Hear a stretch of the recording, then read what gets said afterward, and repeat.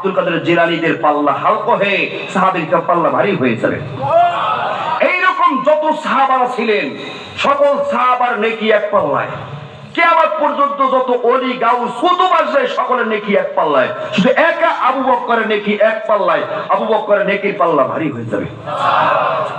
কেমন মানুষ আবু বকর, কেমন মানুষ আবু বকর! ওই আবু বকর নিজে কেমন তুচ্ছ মনে করতেন, এমন ছোট মনে করতেন আবু বকর। রাস্তার একটা খড়কুটা ধরে ধরে বলতেন, হে রে খড়কুটা রে, আমাকে আল্লাহ কেন মানুষ বানাইলো? মানুষ না বানাইয়া আমি আবু বকরকে যদি রাস্তার খড়কুটা বানাইতো, দুনিয়ার মহিষ ভেড়া বকরি খেয়ে শেষ করে ফেলতো। কালকে আমাদের ময়দানে আল্লাহর আদালতে দাঁড়াইয়া নিজের জীবনের হিসাব দেওয়া লাগতো না। আল্লাহ আমি আবু বকরকে মানুষ বানাইলো, কিয়ামতের ময়দানে আল্লাহর সামনে দাঁড়াইয়া জীবনের কি হিসাব দেব? গাছের লতা পাতা ধরে ধরে আবু বকর ডাক দিয়া বলতেন, হে রে লতা পাতা, আমাকে আল্লাহ মানুষ না বানাইয়া গাছের লতা পাতা যদি বানাইতো, ভেড়া বকরি খেয়ে ফেলতো, আল্লাহ আদালতে দাঁড়াইয়া হিসাব দেওয়া লাগতো না। আমি আমার জীবনের হিসাবটা আল্লাহ দরবারে কেমন করে দেব? ময়দান দিয়ে আবু বকর চলে, বকরি ভেড়া দেখে চোখের পানি ছেড়ে ডাক দিয়ে, ওরে ভেড়া বকরি রে, আমাকে আল্লাহ ভেড়া বকরি যদি বানাইতো, মানুষ না বানাইয়া মানুষ জবাই করে খেয়ে ফেলতো, আল্লাহর আদালতে আমি আবু বকরের দাঁড়ায় জীবনের হিসাব দেওয়া লাগতো না। সুবহানাল্লাহ। এই যে আবু বকর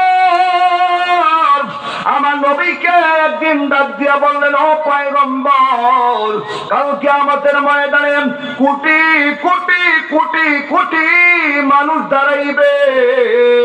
হাসরের ময়দানে এমন একজন কি দাঁড়াইবে যাকে আল্লাহর আর জান্নাত ডাকতে থাকবে, আসো আসো আসো আমার ভিতর যে জান্নাতে প্রবেশ করো। এরকম একজন কি দাঁড়াবে যার জন্য আল্লাহর আর জান্নাত পাগলের মতো থাকবে? নবী আমার বললেন, আবু বকর, হাসরের ময়দানে একজন দাঁড়াইবে যার জন্য জান্নাত পাগল পারা থাকবে। আবু বকর বললেন, ও পয়গম্বর, ওই মানুষটার কপাল না কত ভালো, ওই ব্যক্তির নাম কি, পরিচয়টা বলেন। নবী আমার ডাক দিয়ে বলেন, আবু বকর, সে আর কেউ নয়, কেউ নয়, সে হবে আমার সাহাবী আবু বকর।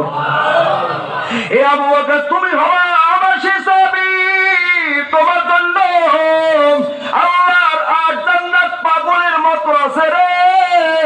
আটটা জান্নাত কিয়ামতের ময়দানে তোমার জন্য পাগলের মতো করবে। আবু বকর, আসো আমার ভিতর যে জান্নাতে প্রবেশ করো, আমার মর্যাদা বেড়ে যাবে। এই সেই আবু বকর চোখের পানি ফেলায় ফেলায় কান্নাকাটি করতেন আর বলতেন, আল্লাহ আমাকে কেন মানুষ বানাইছো? কিয়ামতের ময়দানে কি জীবনের হিসাব দেব? আমাকে ভেড়া বকরি বানাইলে মানুষ জবাই করিয়া খেয়ে ফেলতো, তোমার দরবারে দাঁড়ানো লাগতো না। আবু বকর এক নম্বরে জান্নাতের টিকিট পাওয়ার পরেও কলিজার মধ্যে এমন ভয়, একই হালাত ওমর রাদিয়াল্লাহু তাআলা